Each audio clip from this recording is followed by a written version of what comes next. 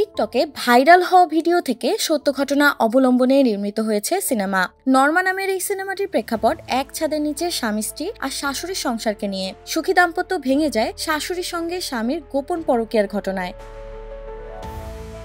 ঘটনাটি ঘটেছিল ইন্দোনেশিয়ার সেরাং শহরে, আর মুহূর্তেই তা ভাইরাল হয়ে যায় টিকটকে। কয়েক মিনিটের একটি ভিডিও থেকে শুরু হওয়া এই কেলেঙ্কারি নিয়ে চলচ্চিত্র নির্মাণের পর এখন সাড়া ফেলছে সারা দক্ষিণ পূর্ব এশিয়ায়।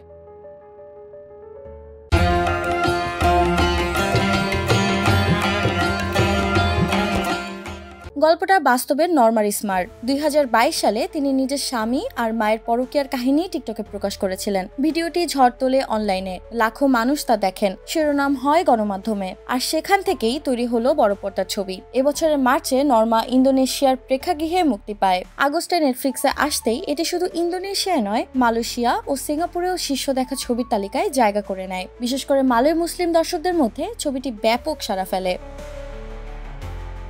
ইন্দোনেশিয়ার চলচ্চিত্র নির্মাতারা এখন বুঝে গেছেন ভাইরাল সোশ্যাল মিডিয়া কাহিনী মানে হিট বক্স অফিস। এর আগেও টিকটক ও এক্স থেকে নেওয়া গল্প অবলম্বনে নির্মিত হয়েছে সিনেমা। দেশটিতে ব্যভিচার আইনগতভাবে দণ্ডনীয় অপরাধ, এমনকি প্রকাশ্যে শাস্তি দেওয়ার নজিরও আছে। আগামী বছর থেকে কার্যকর হতে যাওয়া নতুন আইনে বিয়ের বাইরে যৌন সম্পর্ক পুরোপুরি নিষিদ্ধ হবে। কিন্তু নিষেধ যত কঠোর হচ্ছে, দর্শকদের আগ্রহ যেন আরও বেড়ে